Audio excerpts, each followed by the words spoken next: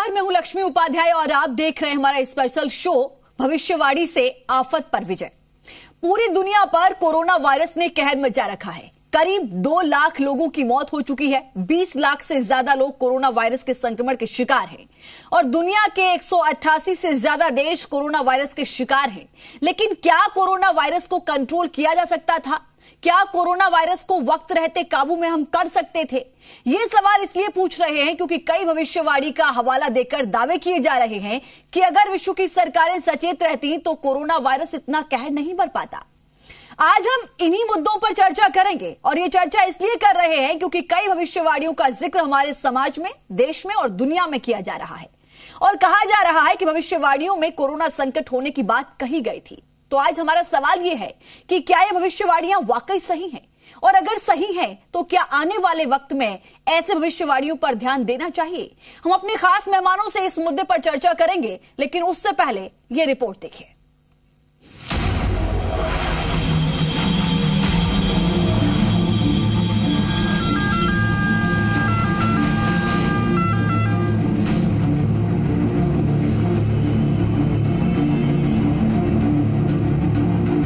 दुनिया पर छाया कोरोना संकट विकराल होता जा रहा है। भारत के अलावा बाकी देशों में कीड़े मकोड़ों की तरह इंसानी जानें जा रही हैं। लाशें रखने की जगह नहीं बच रही हैं। आधुनिक युग में यह मानव जाति के लिए सबसे बड़ी त्रासदी के तौर पर उभर कर आई है।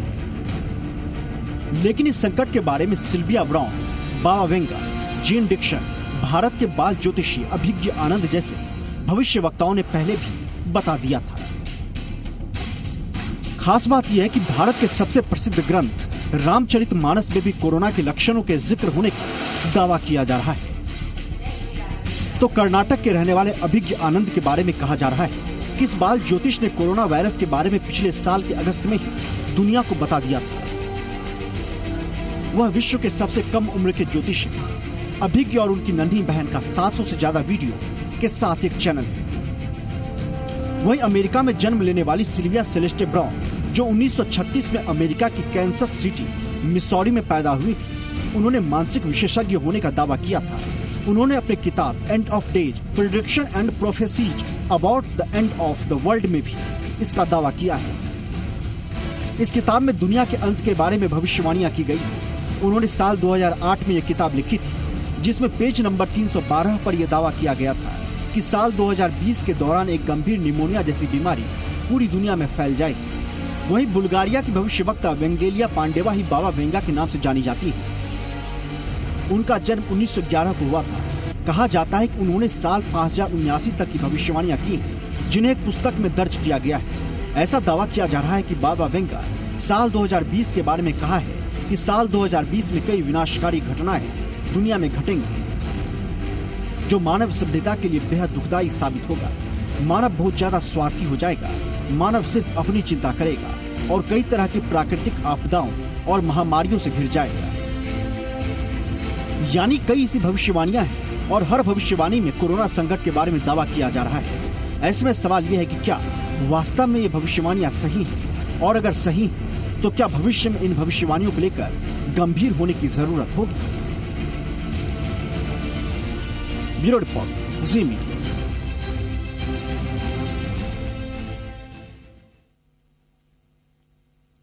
तो इस वक्त ये सोचना बहुत जरूरी है कि क्या आने वाले वक्त में हम ऐसी भविष्यवाणी पर ध्यान दें और उस पर विचार भी करना चाहिए। तमाम खास मेहमान इस वक्त हमारे साथ जुड़े हैं, जिनसे हम इसी विषय पर चर्चा करेंगे। पंडित संपूर्णानंद जी, ज्योतिषाचार्य, इस वक्त हमारे साथ जुड़े हुए हैं। सुमित रस्तोगी जी, ये भी ज्योतिषाचार्य हैं, इस वक्त हमारे साथ जुड़े हैं। पुनीत शर्मा जी हैं।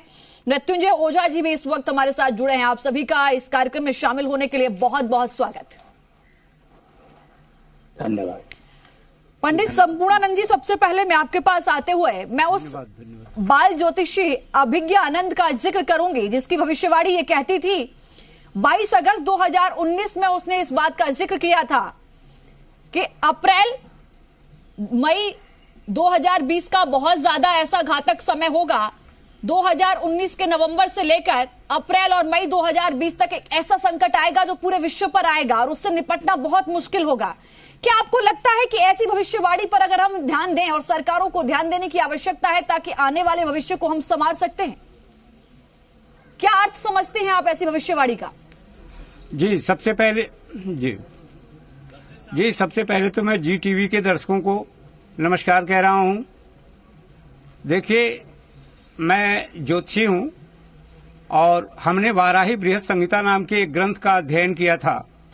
साथ ही साथ नारद संहिता का भी अध्ययन मैंने किया हुआ है, जो हमारे कोर्स के अंतर्गत था, जिसमें लिखा हुआ है कि जिस वर्ष का राजा शनि हो और वर्ष के अंत में कोई सूर्य ग्रहण लगता हो तो उस समय या तो भयंकर युद्ध होते हैं और या बहुत बड़ी महामारी फैलती है।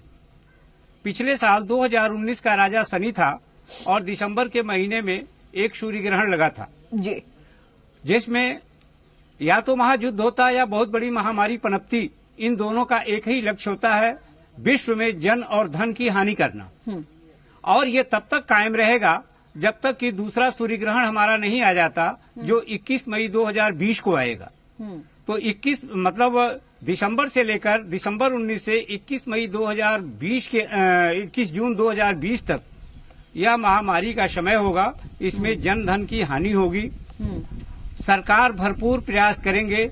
यह विश्वव्यापी एक महामारी होगी, ऐसा बहुत पहले वाराही बृहत संहिता और नारद संहिता में वर्णन है, जिसके आधार पर पंचांग बनते हैं और हम राशि फल, दशा फल, देश का फल करते हैं। भारत जब हमारा आजाद हुआ था, जब हमारा संविधान लागू हुआ था 1950 26 जनवरी को, उस समय कर्क लगन में हमारी कुंडली बनी थी, जो वर्तमान समय के 7वें स्थान पर शनि और बृहस्पति गोचर कर रहे हैं जी। जो 7वां भाव होता है, तो यह भाव भी मारक होता है। अचानक कोई आपदा आकर ऐसा स्थान लेगी जो जन धन की हानि कराएगी, जनता में भय व्याप्त होगा। राजा, प्रशासनिक अधिकारी सभी इस व्यवस्था में संभालने का काम करेंगे। हमारे चिकित्सक अपने जान को हाथ पर रखकर जनता जनार्दन की सेवा में सन्मुख रहेंगे और प्रशासन के सारे तंत्र, चाहे वो छोटे वर्ग के हों और बड़े वर्ग के हों, उनके उद्यम से, उनके मेहनत से यह समस्या समाधानित हो जाती है। वैसे भी हमारे यहाँ कहा गया है जी। थे हार जाते थे विदेशी वैद्य वर्जिस रोग से, हम भस्म करते थे उसे बस भस्म के ही योग से। तो मुझे लगता है कि हमारे जो भी यहाँ महामनीष लोग बैठे हुए हैं, ये हमारे इस वर्तमान संकटों को दूर करेंगे। वैसे मैं कहना चाहूंगा कि राजा जो होता है हमारा, वह ईश्वर का प्रतिनिधित्व करता है जी। वह हमारा दूसरा राजा होता है जी। वह अपनी जनता पर दया की दृष्टि, समय समय पर जनता की रक्षा करना उसका कर्तव्य होता है। हमारे राजा माननीय प्रधानमंत्री श्री नरेंद्र मोदी जी ने सबसे पहले इसका सबक लेकर, जैसा तुलसीदास ने लिखा हुआ है अपने रामायण में, यह सत्य लिखा है, क्योंकि उन्होंने कई सारे वेद शास्त्रों का अध्ययन करके अपने आंतरिक विचारधाराओं से अपनी तपस्या के परिणाम स्वरूप उन्होंने लिखा था कि एक समय जब चमगादड़ों से उत्पन्न होने वाली इस तरह की बीमारी आएगी, तो उस समय सभी लोगों को एकांतवास, भगवान का प्रार्थना और अपने राजा के आज्ञाओं का पालन करना, चाहे वो शहर के स्तर के राजा हों, जिला के स्तर के राजा हों, प्रांत के स्तर के राजा हों या पूरे भारत देश के राजा हों, उनकी आज्ञाओं का पालन कर लेने से शायद ये कष्ट हमारे दूर हो जाए। चलिए सर, मैं आपके पास लौटती हूँ। सुमित रस्तोगी जी हमारे साथ जुड़े हुए हैं, सहमत हैं उन्होंने। ठीक है, संपूर्णानंद जी आपके पास मैं लौटती हूँ। सुमित रस्तोगी भी मेरे साथ जुड़े हैं। सुमित जी, आपकी क्या प्रतिक्रिया होगी सर? लगातार हम ऐसी भविष्यवाणियों को इस वक्त देख रहे हैं, सोशल मीडिया पर भी लोगों के तर्क आ रहे हैं कि बहुत जरूरी है कि अगर ऐसे कोई ज्योतिष जो भविष्यवाणी करते हैं भविष्य को लेकर देश के लिए या फिर दुनिया में किसी भी देश के लिए, तो उनको इग्नोर नहीं करना चाहिए। क्या जो इस वक्त हालात बने हैं देश में, अगर उन भविष्यवाणी को ध्यान में रखते हुए कोई प्री प्लान किया जाता, तो क्या इन हालातों पर हम काबू कर सकते थे, जैसा कि कई लोगों का ये तर्क है? इस पर आप क्या कहेंगे? जी बिल्कुल, हम इस पर, अगर हम इस भविष्यवाणी को पहले थोड़ा सा ध्यान रखते, तो जो माननीय हमारे नरेंद्र मोदी जी ने जो लॉकडाउन करा, वो 1 महीना पहले भी हो सकता था और उससे हमारे जो आज जो केसेस हुए हैं वो काफी कम होते। और इसमें मैं एक बात और भी बताना चाहूंगा कि जैसे अब राहु मिथुन राशि में गोचर कर रहा है, तो ये 2019 में 12 सितंबर को आ गया था और ये आद्रा नक्षत्र में गोचर कर रहा है। आद्रा नक्षत्र राहु का खुद का नक्षत्र है, जिसमें राहु बहुत बली रहता है। और राहु मिथुन राशि का मतलब है, कालपुरुष की मिथुन राशि संचार की राशि। तो जैसा कि हम देख भी रहे हैं कि जो कोरोना है ये ट्रांसमिटेड होता है एक व्यक्ति से दूसरे व्यक्ति में। तो बहुत तेजी से राहु अपना कार्य कर रहा है। सितंबर में आ गया था और नवंबर 17 में हम लोगों ने इसके पहले केस के बारे में इसकी जानकारी हमें मिली थी। ठीक है। और शनि इससे अष्टम चल रहा है। तो शनि को कहा गया है जो वैदिक ज्योतिष के अंदर प्रजा। तो प्रजा से षडाष्टक योग बना करके राहु इस समय पर रोग, वो भी रोग ऐसा जो राहु को देखा नहीं जा सकता, एक छाया ग्रह है। तो राहु अनडायग्नोजेबल ग्रहों को या अनट्रीटेबल ग्रहों को इंडिकेट करता है, प्रदर्शित करता है। इसी कारणवश पूरी दुनिया, पूरा संसार जो है इसके प्रकोप से भयभीत है। और इसके अंदर मैं एक बात और बताना चाहूंगा कि मिथुन राशि वायु राशि है। तो जैसे कि अगर इसका वैज्ञानिक दृष्टिकोण हम लोग समझें तो जैसे कि अब ये बताया जा रहा है डॉक्टर्स के द्वारा, मेडिकल टीम्स के द्वारा कि ये खांसने से, छींकने से इसके म्यूकस एयर में आ जाते हैं और वो दूसरा व्यक्ति संक्रमित हो जाता है। तो वायु राशि में राहु बहुत उच्च का है, पूरी स्ट्रेंथ से बैठा हुआ है, पूरी ताकत से बैठा हुआ है। तो हम इस बात से बिल्कुल भी इनकार नहीं कर सकते कि ये जो बीमारी है या महामारी है ये राहु की देन है। अब इस पे प्रश्न हमारे पास ये आ रहा है कि ये राहु आखिर रहेगा कब तक। तो राहु तो रहेगा देखिए 23 सितंबर 2020 तक मिथुन राशि। लेकिन इसका प्रभाव जो है वो मृगशिरा में इसके आने के पश्चात कम होना शुरू हो जाएगा। मृगशिरा में ये 20 मई को, आगामी 20 मई को आने वाला है।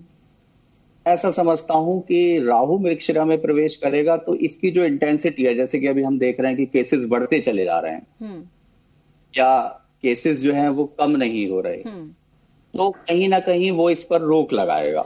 आपके कहने का मतलब है कि 20 मई तक, 20 मई का वो दिन होगा जिसके बाद हम ये कह सकेंगे कि बहुत तेजी से कंट्रोल होगा कोरोना वायरस, अकॉर्डिंग टू ज्योतिषाचार्य, अकॉर्डिंग टू ग्रह के।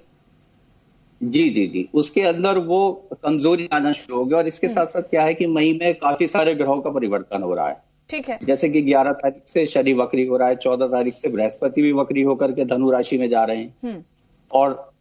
और इसके साथ साथ 4 मई को मंगल भी मकर राशि को छोड़ रहा है और कुंभ राशि में जा रहा है। तो कई सारी ग्रहों की स्थितियां ऐसी हो रही हैं कि मैं ऐसा मानता हूं कि 20 मई से थोड़ी सी स्टेबिलिटी आना शुरू होगी, जो कि 30th ऑफ जून तक जाते जाते इसमें काफी हम कंट्रोल देखेंगे। मैं ये नहीं कहता कि ये खत्म हो जाएगी, लेकिन कंट्रोल हम इसमें जरूर देखेंगे आगामी समय में 30 जून तक।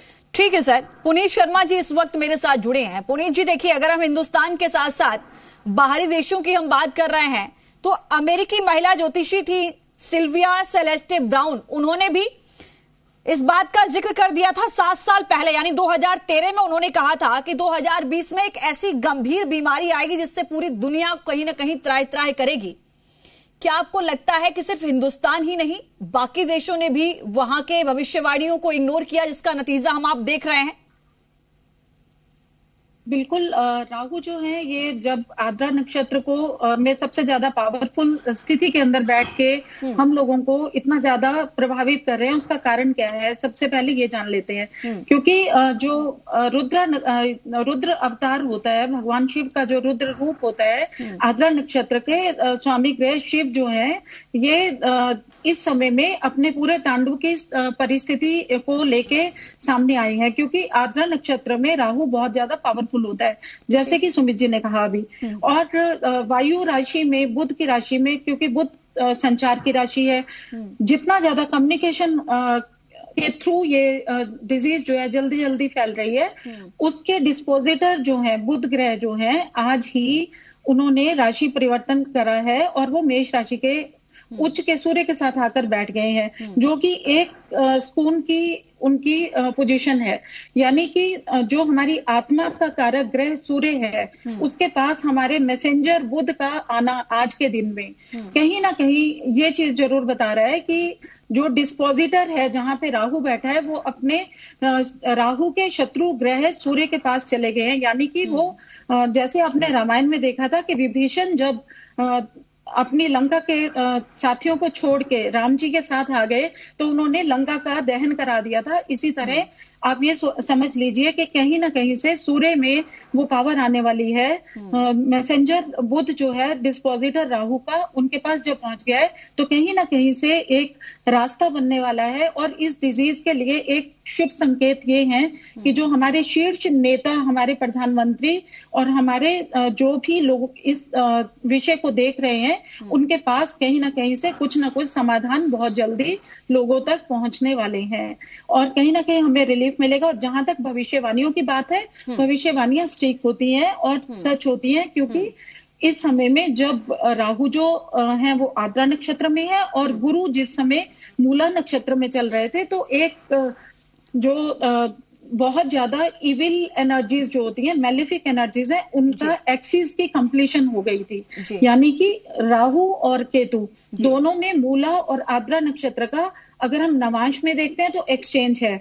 यानी कि मूला और आद्रा नक्षत्र में जो एक्सचेंज हुआ, कंप्लीशन हुआ है मैलेफिक एनर्जीज के बीच में, वही एक बहुत बड़ा कारण था कि इतनी ज्यादा तेजी से ये डिजीज भयावह स्थितियों में फैल गई और इसने विदेशों में तो त्राहिमाम कर दी है। भारतवर्ष में क्योंकि शीर्ष नेतृत्व ने बहुत जल्दी सावधानियां बरती और इसे संयम के साथ, धैर्य के साथ कंट्रोल किया। और इस समय जो सबसे ज्यादा जरूरी चीज है वो है आपको सब लोगों को अपने इम्यून सिस्टम के ऊपर काम करना चाहिए, ताकि इम्यूनिटी जो है जितनी ज्यादा आप डेवलप कर लेंगे उतना जल्दी आप इस भयावह परिस्थितियों में भी सेफ अपने आप को सुरक्षित रख पाएंगे। सोशल डिस्टेंसिंग की जो बात की जा रही है उसका पालन करना बहुत ज्यादा जरूरी इसलिए है क्योंकि शनि जो है वो गुरु के साथ और मंगल के साथ दशम राशि के अंदर इस समय बैठे हुए हैं और षडाष्टक भी बना हुआ है राहु के साथ में। तो षडाष्टक जो है कहीं ना कहीं परिस्थितियों को अभी भयंकर बना के चल रहा है। 4 मई को मंगल जैसे स्थान परिवर्तित करेंगे, मंगल के मकर राशि से निकलते ही, और कहीं ना कहीं जब ये गुरु और शनि वक्री होने जा रहे हैं इसके बाद, और 20 मई के दिन जब आद्रा नक्षत्र से निकल के मृगशिरा नक्षत्र में राहु जाएंगे, उस समय स्थितियां काबू में आनी शुरू हो जाएंगी।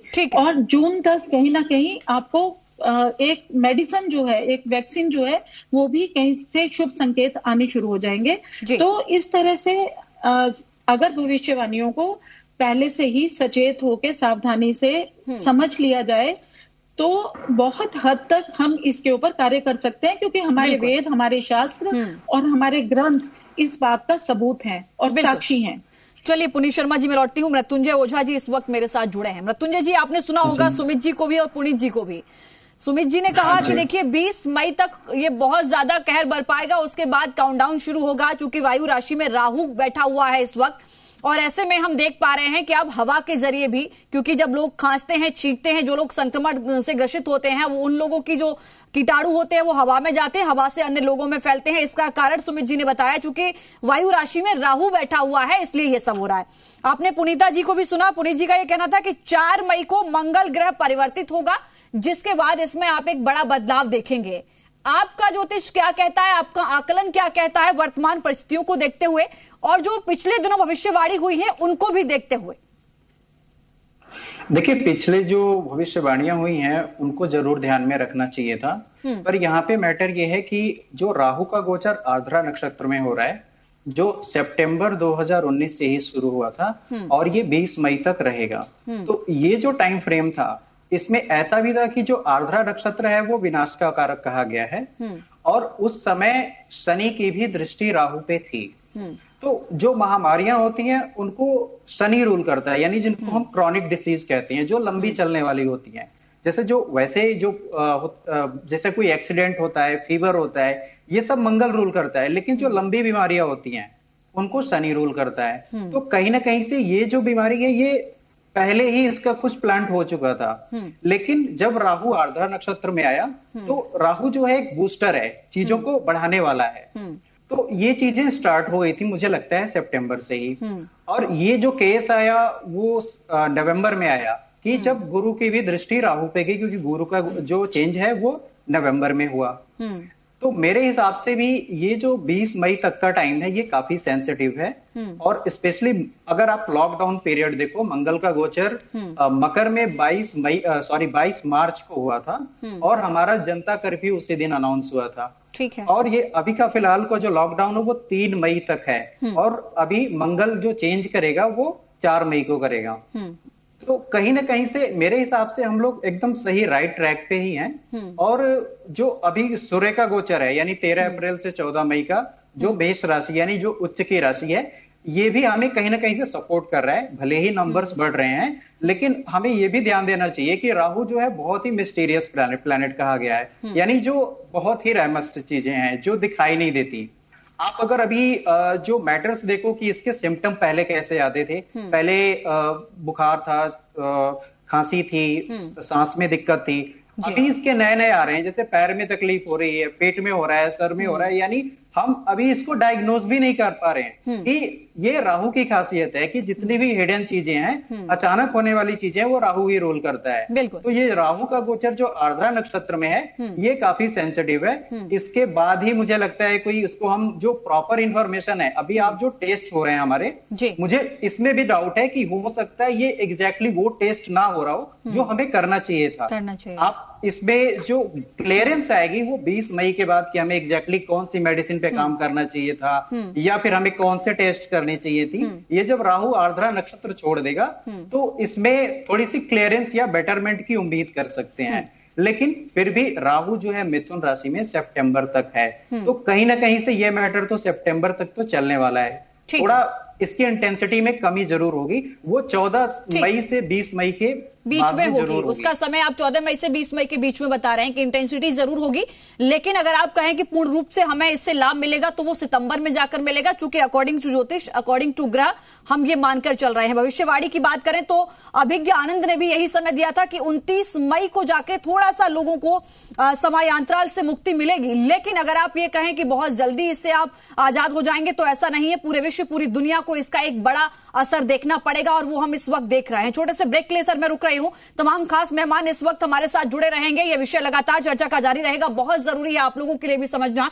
क्योंकि तमाम लोगों के ज़हन में ये सवाल आ रहे थे कि हमने देखा है किसी ने 2 साल पहले, किसी ने 1 साल पहले, किसी ने 3 महीने पहले इस बात का जिक्र किया है अपनी भविष्यवाणी में ज्योतिष ने कि आगे जो समय आएगा उसमें ऐसा हो सकता है। कितना सही है, कितना गलत है, आने वाले समय के लिए हमें इसको कैसे देखना चाहिए, ये तमाम ऐसे सवाल हैं जिन पर हम चर्चा कर रहे हैं। छोटा सा ब्रेक इस वक्त ले रहे हैं। तमाम खास मेहमान हमारे साथ जुड़े रहेंगे, फौरन लौटेंगे।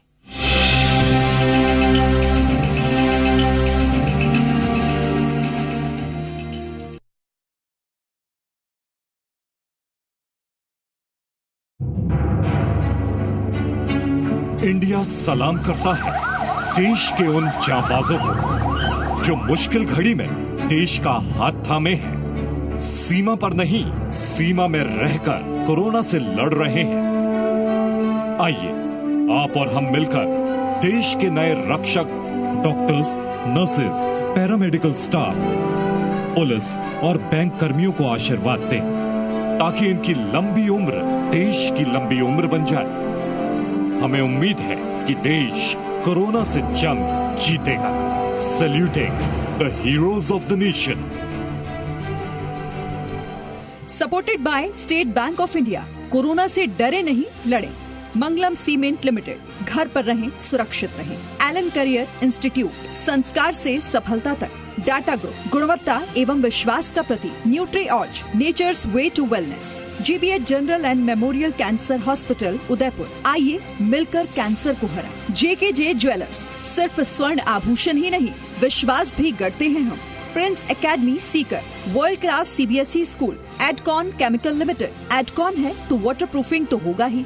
Lucky International School, Jodhpur. I don't go to school, I go to LIS। Doctor B Lal clinical laboratory, सर्वोत्तम सेवा सबकी सेवा। सीबा मसाला, सीबा ताजा स्पाइसेस, स्वाद जरा हटके। करियर लाइन कोचिंग सीकर, कुशल नेतृत्व, सक्षम टीम, गहरी जड़ें। RNR multi specialty hospital, Jhunjhunu.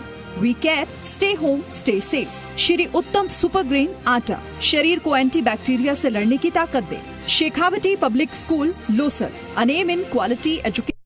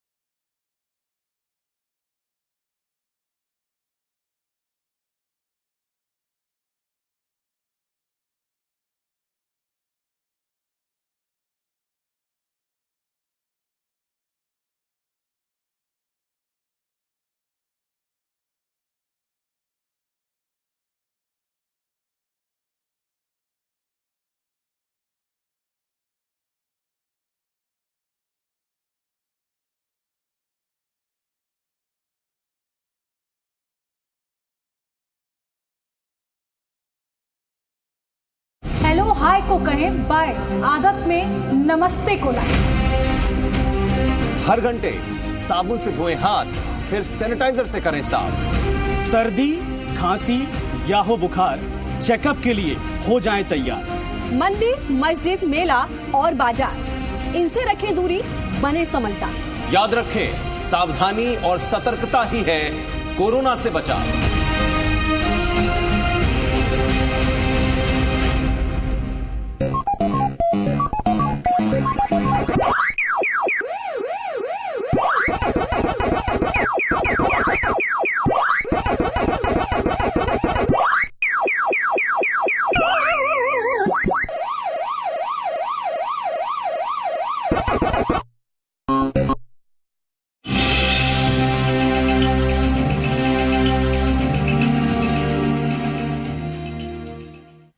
Break के बाद एक बार फिर से आप सभी का स्वागत है। तमाम खास मेहमान इस वक्त हमारे साथ जुड़े हुए हैं। स्पेशल शो आप हमारा देख रहे हैं। आफत पर भविष्यवाणी से विजय हम कैसे पा सकते हैं, आज इसी पर हम चर्चा कर रहे हैं।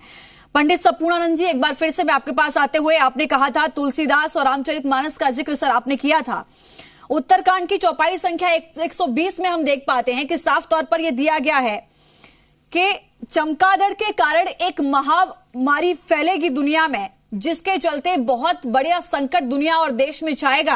क्या आपको लगता है कि अगर हम रामचरितमानस या रामायण का जिक्र करें तो तमाम ऐसे आने वाले भविष्य में जो परिस्थितियां हमारे सामने पनपेंगी, उनका जिक्र वहां पर भी दिया हुआ है? अगर हम उनका भी इग्नोर उनको न करें, उनका स्मरण करें या उनके ही चलते हम आने वाले भविष्य की एक तैयारी करके रखें, तो कई हद तक हमको सफलता हासिल हो सकती है। देखिए, ऋषियों के वाक्य हैं और ये वाक्य कभी गलत नहीं होते।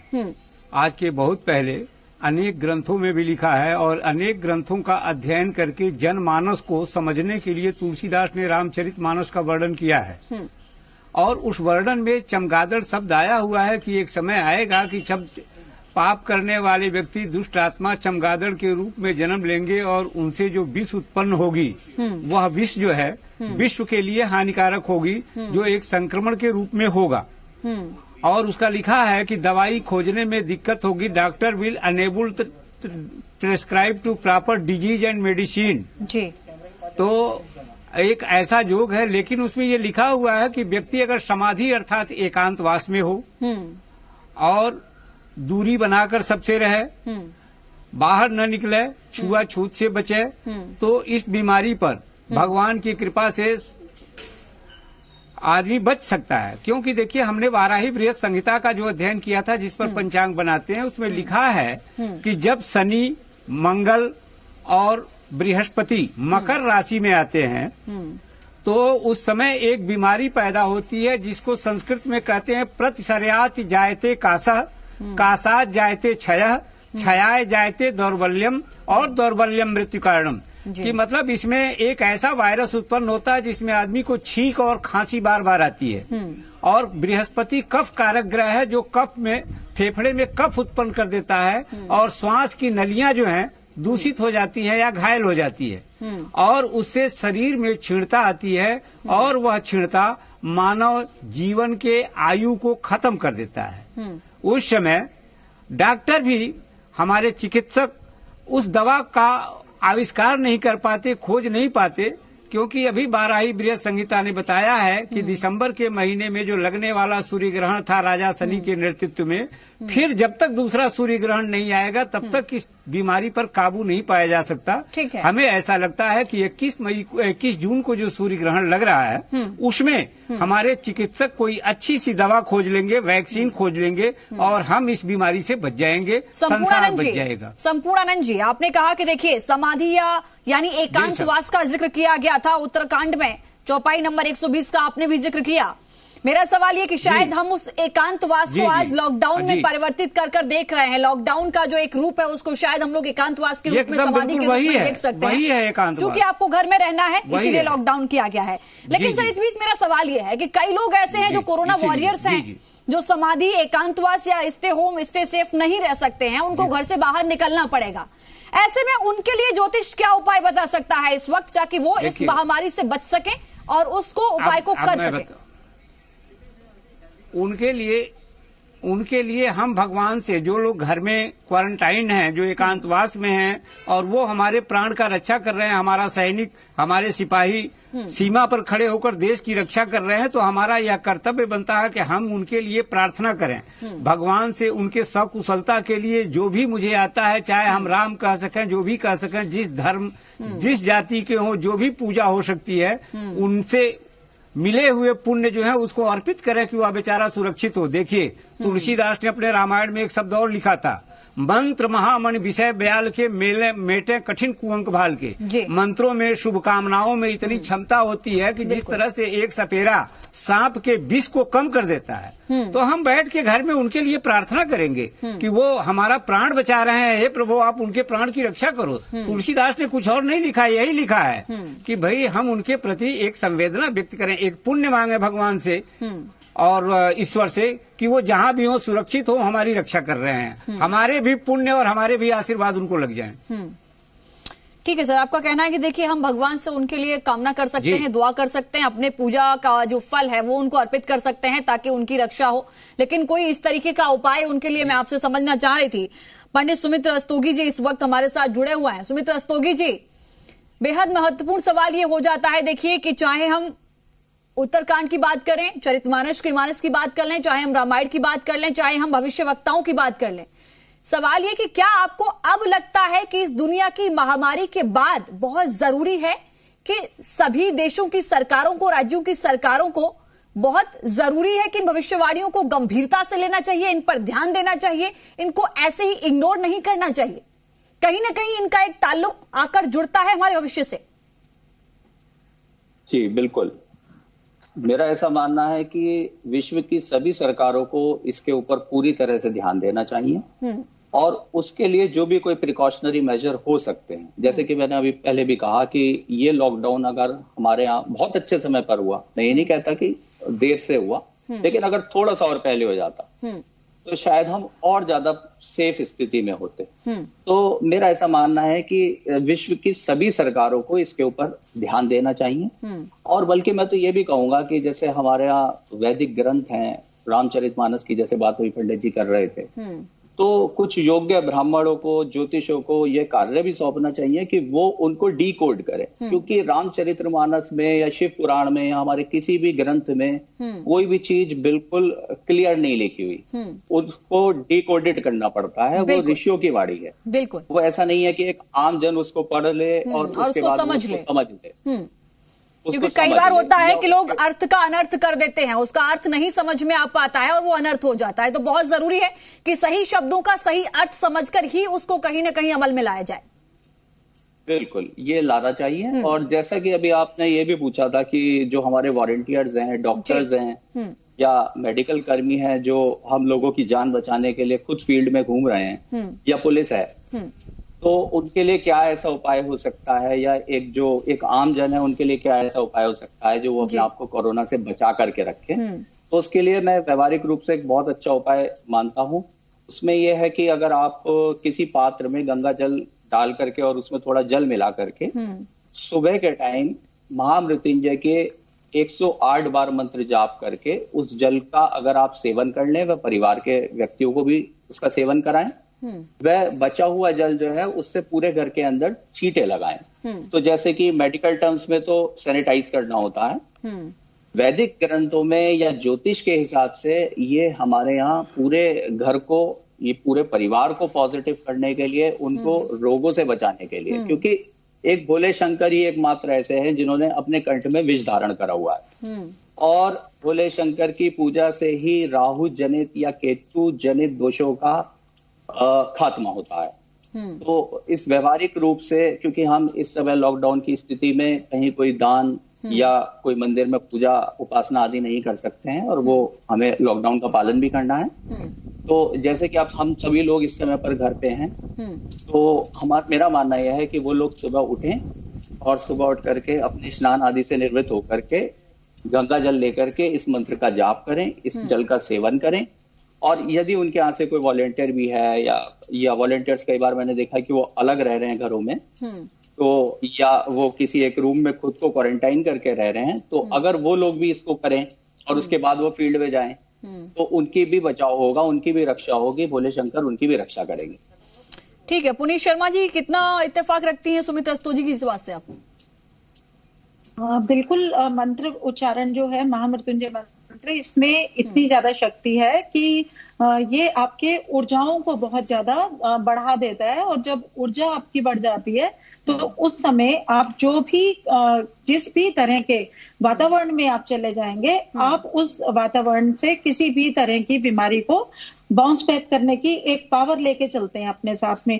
और दूसरी चीज जो बहुत ज्यादा उपायों में आप आसानी से घर पे बैठे कर सकते हैं, और उससे आपकी पॉजिटिविटी भी बढ़ेगी, और आपके घर के हर इंसान में कुछ एक लोग ऐसे भी हैं जो बहुत नेगेटिव फील कर रहे हैं इन दिनों में, जो कि डिप्रेस फील कर रहे हैं, उन लोगों के लिए मेरी तरफ से ये एक सजेशन और उपाय है, जो केसर का इस्तेमाल अपने खाने में करेगा, उसकी इम्यून सिस्टम बहुत बेहतर हो जाएगी, और बृहस्पति की जो एनर्जीज हैं उनकी एक्टिवेशन के साथ साथ में हम लोगों में रोग प्रतिरोधक क्षमताएं बढ़ जाती हैं, उनका विकास हो जाता है। तो आप अगर थर्सडे के दिन खास तौर पे इस लॉकडाउन के पीरियड में चने की दाल, बेसन से बनी हुई कोई चीज या केसर, इसको नियमित आप नियम के साथ केसर को इस्तेमाल करें, और थर्सडे के दिन आप सात्विक भोजन को बनाएं, ताकि प्याज और लहसुन को छोड़ के आप अगर बेसन का इस्तेमाल करते हैं, चने की दाल खाते हैं, तो बृहस्पति की जो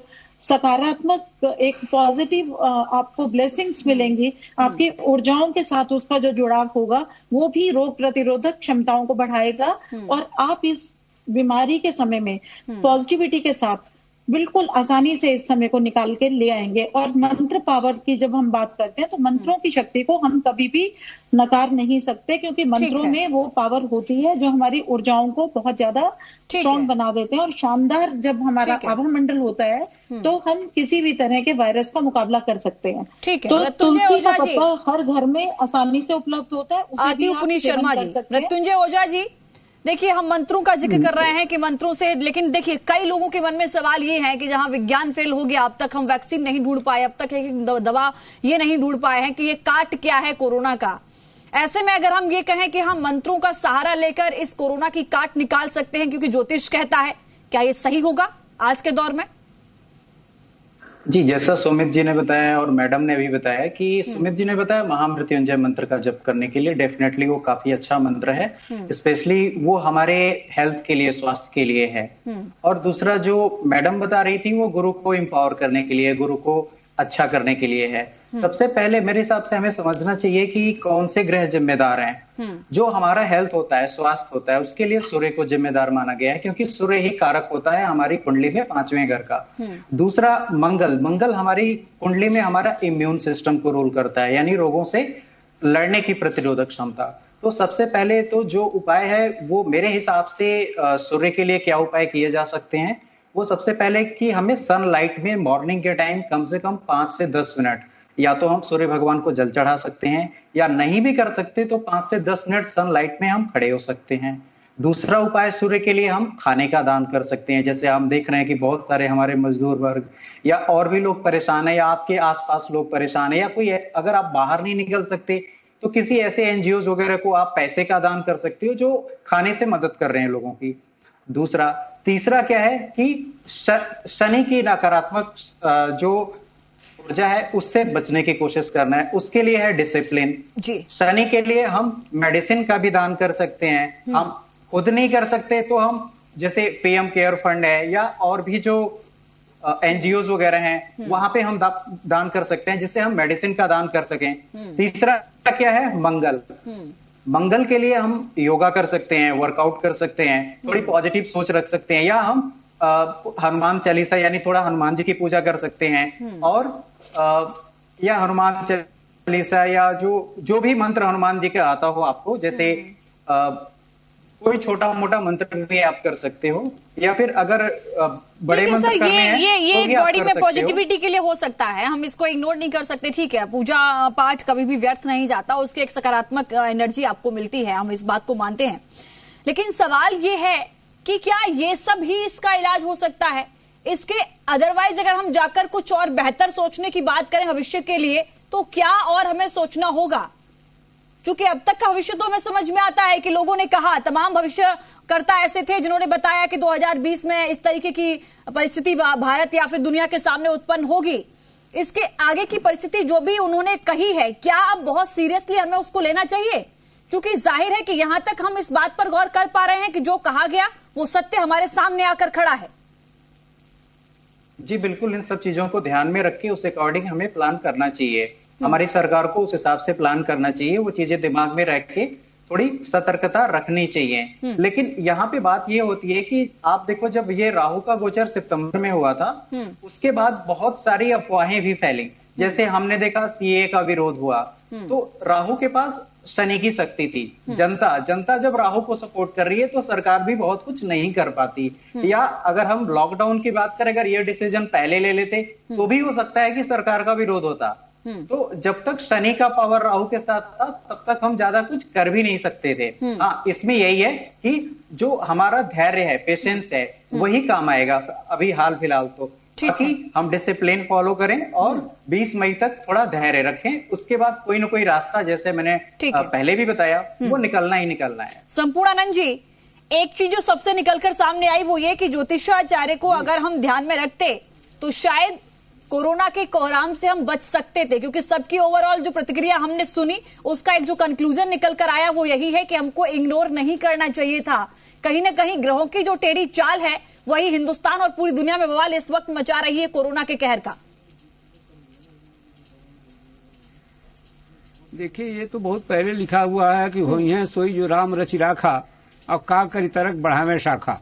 विपत्तियों का, शत्रुओं का काम है आना, लेकिन ये लिखा हुआ है आयु रक्षणे मंत्रार्था औषधिश्च। आयु की रक्षा के लिए मंत्र और औषधियों का प्रयोग होना जरूरी है। औषधियों का प्रयोग हमारी सरकार अपने योग्य डॉक्टरों के द्वारा कर रही है। हम सभी लोगों को चाहिए कि जो लोग हमारी सेवा कर रहे हैं उनकी रक्षा के लिए हम लोग अपने मंत्रों का प्रयोग करें। जैसे महामृत्युंजय मंत्र है, जैसे गायत्री मंत्र है। यह सभी प्रकार के विपत्तियों को, वायुमंडल में बैठे हुए दूषित पदार्थों को जो वायरस बनकर हमारे जीवों और हमारे शरीर को नष्ट करते हैं, उनको समाप्त कर देते हैं। वैसे यह एक संकट का समय है। हम सभी लोगों को एकजुट होकर इस संकट से लड़ने के लिए अपने राजा, अपने प्रशासन और हमारे जो वॉरियर्स, जो बहादुर लड़ाके हमारी रक्षा कर रहे हैं और जो हमारे चिकित्सक वर्ग हैं, उन पर हम अपना ध्यान टिकाएं, उनके मार्गों, उन्हीं के कहे हुए मार्ग पर चलें और संभवतः हम इस बीमारी से जीत जाएंगे। क्योंकि जो महामारी होती है वह एक ऐसे युद्ध के बराबर होती है जो अपना पराया न समझकर धन और जन की हानि ही उसका लक्ष्य होता है। तो इस लक्ष्य में अगर हम सभी देशवासी, सभी लोग, चाहे जिसका जिस तरह का कार्य है, एकांतवास में रहते हुए अपने कार्यों का निष्पादन करें, अपने सरकार की सहायता करें, अपने राजा की प्रार्थना करें, उनकी मदद करें, उनकी हाँ में हाँ मिलाकर उन्हीं के आदेश माने, ये बीमारी अपने आप भाग जाएगी। ठीक है। संपूर्णानंद सर्वे भवन्तु सुखिनः, सर्वे सन्तु निरामयाः। संपूर्णानंद जी, एक चीज समझाइए सर, कहीं न कहीं आपकी जो बातें मैंने सुनी उनसे कहीं न कहीं एक निष्कर्ष निकला है कि ग्रहों का जो आक्रोश है वो एक बरप रहा है, उसकी वजह से हम ये देख रहे हैं। इसको शांत करने के लिए क्या कुछ ऐसे प्रावधान हो सकते हैं? क्योंकि कई बार ये कहा जाता है कि अगर व्यक्ति दान पुण्य करता है तो ग्रहों को बहुत जल्दी हम शांत कर सकते हैं। अक्सर आपने देखा होगा कि किसी ज्योतिषाचार्य से भी अगर हम पूछते हैं कि सर बहुत बुरा वक्त चल रहा है, तो लोग कहते हैं कि आप एक काम करिए, ये चीज दान कर दीजिए, आपको लाभ मिलेगा। इस वक्त में, इस संकट की घड़ी में, जब देश इस महामारी से जूझ रहा है, ऐसे में जो जरूरतमंद है, जो गरीब है, बेसहारा है, निशक्त है, जो लोग इस बात के लिए तरस रहे हैं कि उनको 2 वक्त की रोटी कैसे मिले, क्या उन लोगों के लिए कुछ दान किया जाए, कुछ पुण्य किया जाए, कुछ ऐसे काम किए जाए जिससे कि इस वक्त जो ग्रहों का आक्रोश है वो शांत हो पाए? ऐसा कुछ होगा क्या इस वक्त में? जी मैम, जी मैं बता रहा हूँ जी। बेसन के लड्डू खाने से अपने प्राण तो बच जाएंगे, लेकिन हम इस पृथ्वी पर आए हुए हैं लोगों के प्राण बचाने के लिए। हमारे कमाई में जो भी बचता है, हम जो भी आज माल नहीं जा पाते, कहीं नहीं जा पाते, जो धन बचता है, जिनको हम अपने भौतिकता में खर्च करते हैं जी, आज उस धन को संग्रहित करके हम अपने राजा को दें। हम स्वयं जहां गरीबों की बस्तियां हैं जो खाने के बगैर मर रहे हैं, उन्हें भोजन पहुंचाएं और उनके प्राण की रक्षा करें। जो बचे हुए लोग हैं वही इस पृथ्वी का पुनः सृजन करेंगे, क्योंकि अगर जनजीवन है तो पृथ्वी है। बिल्कुल तो उस जनजीवन की रक्षा करने के लिए हमारी जो वृत्ति है वैश्य वृत्ति, उस वैश्य वृत्ति से जो मैंने संग्रह किया है उस संग्रह को आम जनता तक पहुंचाना हमारा कर्तव्य है। अगर हम ऐसा दान करते हैं, भोजन दान करते हैं, तो हमारी जिम्मेदारी है और हमारी देश की जनता सुरक्षित हो जाएगी, हमारा राजा भय मुक्त हो जाएगा और विविध प्रकार के सुख जब देश में संपन्नता बढ़ेगी तो हमारे लिए ला देगा। हम तो यही कहना जी मेरे साथ जुड़े हैं। सुमित जी, एक महत्वपूर्ण सवाल ये कि इस दौर में अगर हम देखें राशियों के हिसाब से, चूंकि आपने बताया कि ग्रह बदलते रहते हैं, सबसे ज्यादा कोरोना का कहर किस राशि के लोगों पर इस वक्त आप देख रहे हैं? क्योंकि हर किसी के मन में ये सवाल है, सबसे ज्यादा कौन सी राशियां हैं जो इस वक्त इसके लपेटे में, इसकी चपेट में आ रही हैं? देखिए, सबसे पहले तो राहु चूंकि मिथुन राशि में गोचर कर रहे हैं, तो मिथुन राशि वाले लोग जो हैं वो सबसे ज्यादा इसमें पीड़ित पाए जाएंगे। ठीक है। दूसरे नंबर पे मिथुन राशि से अष्टम शनि बैठे हुए हैं, तो मकर राशि वाले भी इससे पीड़ित पाए जाएंगे। इसके साथ साथ वृश्चिक राशि वाले भी, क्योंकि वो भी षडाष्टक योग बनाते हैं। तो मैं ऐसा समझता हूं कि मिथुन और मकर और मंगल की राशि अष्टम, ये तीनों राशियां जो हैं से जो भी लोग इससे संबंधित हैं या उनकी कुंडली में चंद्र राशि है या लगन का लॉर्ड उनका ये है, तो वो पीड़ित पाए जाएंगे। कुछ ज्यादा पीड़ा होगी, लेकिन जैसे समय आगे मूव ऑन होगा तो चीजें जो हैं वो उनके लिए भी फेवरेबल हो जाएंगी। ठीक है। पुनीत शर्मा जी, क्योंकि देखिए सर समय कम है, बहुत छोटा छोटा सवाल मैं सबसे लेना चाहूंगी, समय सबको बराबर मिले मेरी कोशिश रहती है। पुनीत शर्मा जी, आपने देखा मिथुन मकर वृश्चिक ये 3 राशियां बताई सुमित जी ने कि इन लोगों पर बहुत ज्यादा प्रभाव इसका पड़ेगा। मैं आपसे समझना चाहूंगी कि इसका वक्त आप क्या देख पा रहे हैं और क्या आप भी इन तीनों राशियों को मानती हैं कि सबसे ज्यादा असर कोरोना का इन्हीं 3 राशियों पर पड़ेगा? आपका ज्योतिष क्या कहता है इस मामले पर? बिल्कुल, मिथुन राशि में क्योंकि राहु इस समय राहु जो है मिथुन राशि में ही इस समय चल रहे हैं, तो सबसे ज्यादा प्रभाव जो है मिथुन राशि के ऊपर नकारात्मक इसका पड़ने की संभावनाएं बिल्कुल सबल है। और वृश्चिक राशि, मकर राशि पे षडाष्टक और जो ग्रहों की स्थितियां बनी हुई है, वो इन तीनों ही राशियों को सचेत रहने की जरूरत है। साथ साथ में जिन लोगों की राहु की दशा चल रही है, जिन लोगों का जो राहु की महादशा के प्रभाव में चल रहे हैं, उनको भी सचेत रहने की आवश्यकता है। और साथ साथ में अगर हम समय की बात करते हैं तो 22 सितंबर 2020 तक का जो समय रहेगा उसमें सावधानियों की बिल्कुल आवश्यकता है। इस समय हमें देश, जाति और सब चीजों से ऊपर उठ के मानवता के लिए कार्य करने हैं।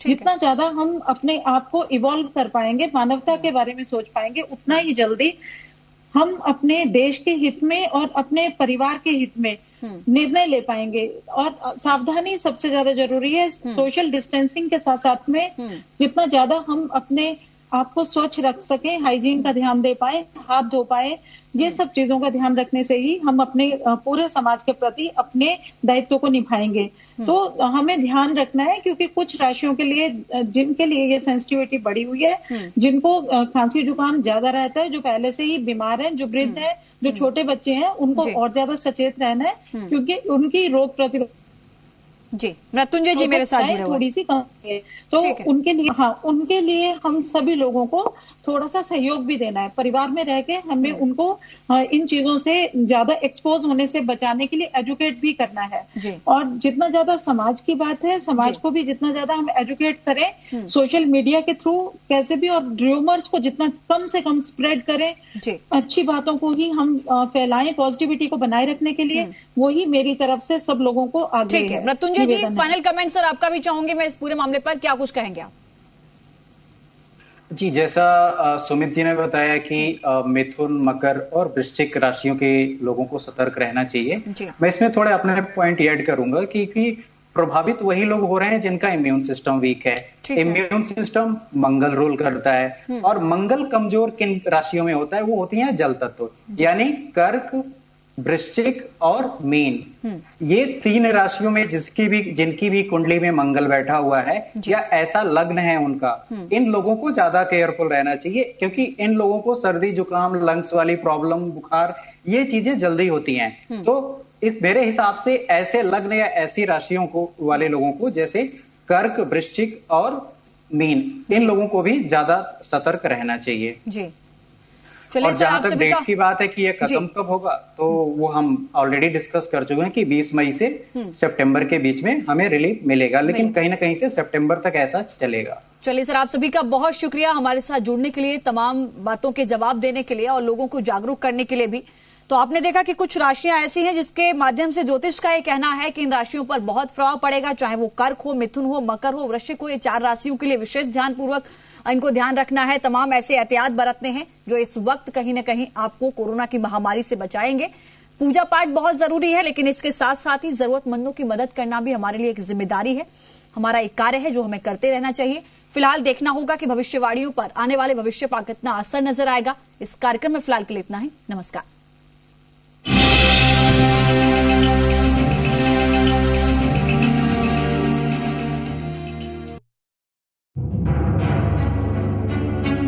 इंडिया सलाम करता है देश के उन जांबाजों को जो मुश्किल घड़ी में देश का हाथ थामे हैं, सीमा पर नहीं सीमा में रहकर कोरोना से लड़ रहे हैं। आइए आप और हम मिलकर देश के नए रक्षक doctors, nurses, paramedical staff, police और बैंक कर्मियों को आशीर्वाद दें, ताकि इनकी लंबी उम्र देश की लंबी उम्र बन जाए। हमें उम्मीद है कि देश कोरोना से जंग जीतेगा। Saluting the heroes of the nation.